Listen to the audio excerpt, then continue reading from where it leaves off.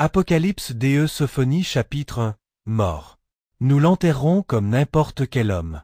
Quand il mourra, nous le porterons dehors en jouant de la lyre devant lui et en chantant des psaumes et des odes sur son corps. Chapitre 2. J'étais parti avec l'ange de l'Éternel, et il me fit visiter toute ma ville. Il n'y avait rien devant mes yeux. Alors je vis deux hommes qui marchaient ensemble sur un même chemin. Je les regardais parler. Et je vis aussi deux femmes qui moudaient ensemble à la meule. Je les regardais parler. Et j'en vis deux sur un lit, chacun faisant son service. Et je vis toute la terre habitée suspendue comme une goutte d'eau qui est suspendue au fond d'un seau quand elle sort d'un puits. Je dis à l'ange de l'Éternel, n'y a-t-il donc pas de ténèbres ou de nuit dans ce lieu? Il me répondit, non, car il n'y a pas de ténèbres dans le lieu où sont les justes et les saints. Mais ils sont toujours dans la lumière. Et je vis toutes les âmes des hommes comme si elles étaient en proie à la peine. Et j'ai crié au Seigneur Tout-Puissant, en disant, Ô Dieu, si tu demeures avec les saints, tu auras certainement compassion du monde et des âmes qui sont dans ce châtiment.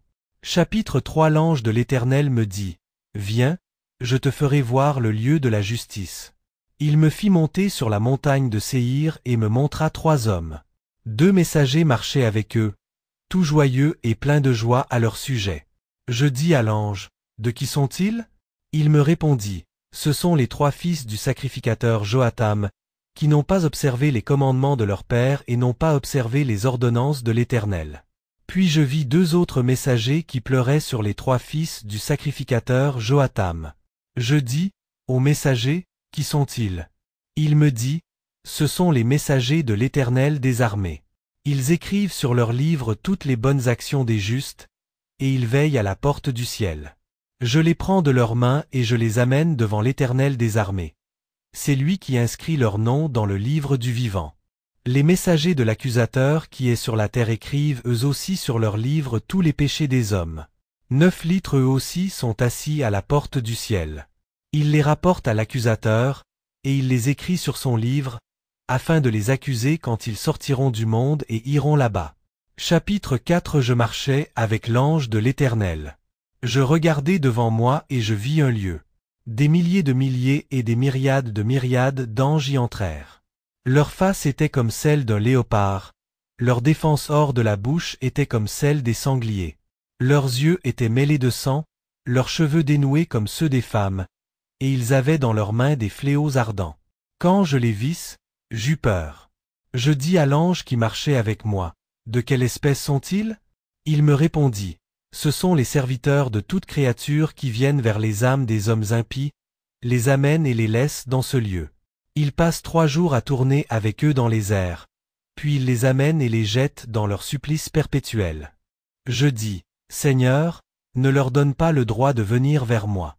L'ange me dit, ne crains pas.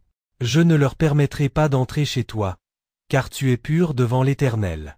Je ne leur permettrai pas d'entrer chez toi, car l'Éternel des armées m'a envoyé chez toi, car tu es pur devant lui. Alors il leur fit signe, et ils s'éloignèrent et s'enfuirent loin de moi. Chapitre 5. Je marchais avec l'ange de l'Éternel, et je regardais devant moi, et je vis des portes. Je m'approchai d'elles, et je vis que c'étaient des portes d'airain. L'ange les toucha, et elles s'ouvrirent devant lui. J'entrai avec lui, et je trouvai toute la place comme une belle ville, et je marchai au milieu d'elle. L'ange de l'Éternel se transforma à côté de moi dans ce lieu. Je les regardai, et je vis que c'étaient des portes d'airain, avec des verrous d'airain et des barres de fer. Ma bouche était fermée, et je voyais les portes d'airain devant moi, comme si le feu était projeté sur une distance d'environ 50 stades. Chapitre 6. Je me retournai encore et je marchai. Et voici, il y avait une grande mer. Je crus que c'était une mer d'eau. Mais je vis que c'était une mer de feu, semblable à une vase qui jette de grandes flammes et dont les flots brûlent le soufre et le bitume. Ils s'approchèrent de moi. Je crus que le Seigneur des armées célestes était venu me visiter. Quand je vis cela, je tombai sur ma face devant lui pour l'adorer. J'eus très peur, et je le suppliai de me délivrer de cette détresse. Je criai, disant, Éloi, Seigneur, Éternel des armées, délivre-moi de cette détresse, car elle m'est arrivée. Au même instant, je me levai et je vis un grand messager devant moi. Sa chevelure était étalée comme celle d'une lionne, ses dents étaient hors de sa gueule, ses cheveux étaient étalés comme ceux d'un ours, et son corps était comme celui d'un serpent qui veut m'engloutir. Quand je le vis, je fus effrayé de lui, et tous les membres de mon corps se détendirent, et je tombai sur ma face. Je ne pouvais me lever, et je priai le Seigneur des armées célestes, en disant, « Tu me délivreras de cette détresse. C'est toi qui as délivré Israël de la main de Pharaon, roi d'Égypte, et Suzanne de la main des anciens injustes, et les 3 saints Shadrach, Méshach et Abednego, de la fournaise ardente. Délivre-moi de cette détresse, je t'en prie. » Je me levai et me tins là. Et voici qu'un grand messager se tenait devant moi, et son visage resplendissait comme les rayons du soleil dans sa gloire, car son visage est comme celui qui est parfait dans sa gloire. Il avait une ceinture comme si une ceinture d'or avait été placée sur sa poitrine, et ses pieds étaient semblables à de l'airain fondu au feu.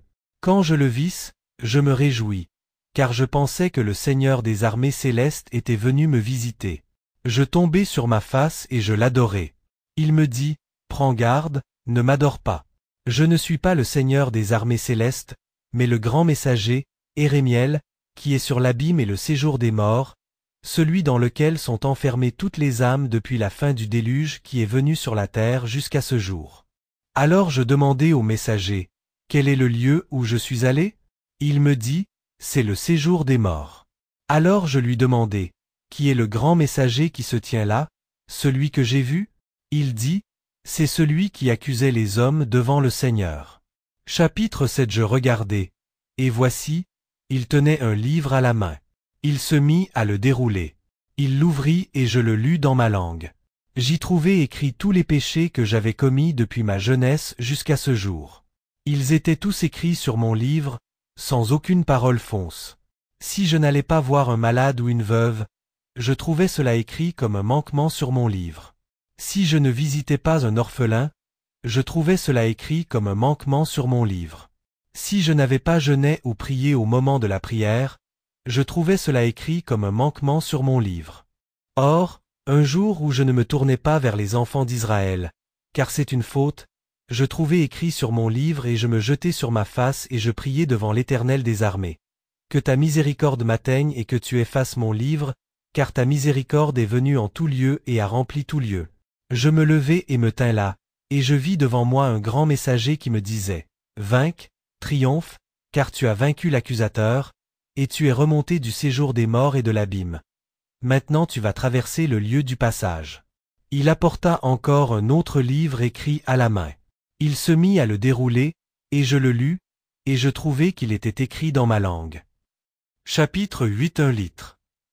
Ils m'ont aidé et m'ont fait monter dans cette barque. Des milliers de milliers et des myriades de myriades d'anges ont rendu grâce devant moi. Moi-même, j'ai revêtu un vêtement d'ange. J'ai vu tous ces anges prier. Moi-même, j'ai prié avec eux. Je connaissais leur langue, qu'ils parlaient avec moi. Or, mes fils, c'est ici l'épreuve, car il faut que le bien et le mal soient pesés dans une balance. Chapitre 9. Alors un grand messager sortit, tenant une trompette d'or à la main, et il la sonna 3 fois au-dessus de ma tête, en disant, « Sois courageux, toi qui as vaincu. Vainqueur, vainqueur, car tu as vaincu l'accusateur, et tu as échappé à l'abîme et au séjour des morts. Tu vas maintenant traverser le lieu du passage, car ton nom est écrit dans le livre du vivant. » Je voulais l'embrasser, mais je n'ai pas pu embrasser le grand messager, car sa gloire est grande. Alors il courut vers tous les justes, Abraham, Isaac, Jacob, Énoch, Élie et David. Il leur parla comme à des amis, et ils s'entretenaient entre eux. Chapitre 10. Alors le grand messager vint à moi, tenant dans sa main la trompette d'or, et il la fit sonner jusqu'au ciel. Le ciel s'ouvrit depuis le lieu où le soleil se lève jusqu'au lieu où il se couche, depuis le nord jusqu'au midi. Je vis la mer que j'avais vue au fond du séjour des morts, et ses flots montaient jusqu'aux nuées. Je vis toutes les âmes qui s'y enfonçaient. J'en vis quelques-uns qui avaient les mains liées au cou, les mains et les pieds liés.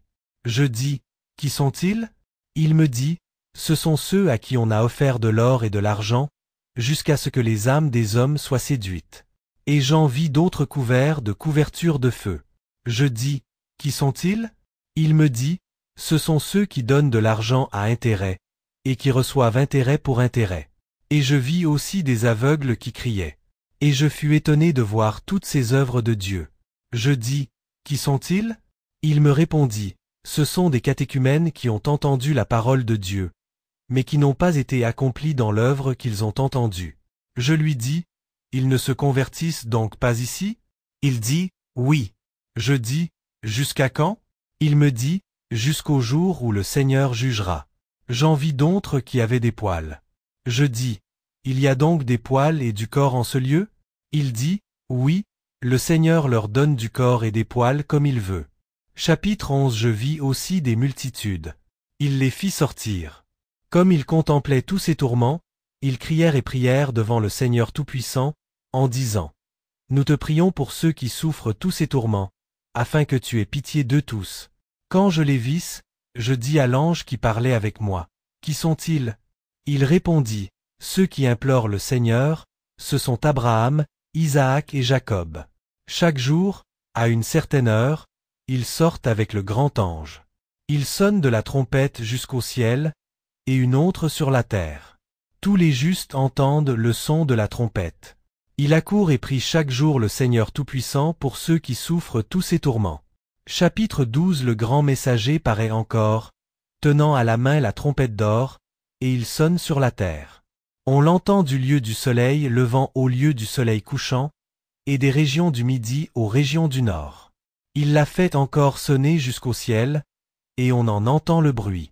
Je dis, Seigneur, pourquoi ne m'as-tu pas abandonné avant de les avoir tout vus? Il me dit, je n'ai pas le pouvoir de te les montrer, jusqu'à ce que le Seigneur des armées célestes se lève dans sa colère pour détruire la terre et les cieux. Ils le verront et seront troublés, et ils crieront tous, en disant, toute chair qui t'est attribuée, nous te la donnerons au jour du Seigneur. Qui se tiendra devant lui quand il se lèvera dans sa colère la terre? Tout arbre qui pousse sur la terre sera arraché avec ses racines et tombera, et toute tour élevée et les oiseaux qui volent tomberont.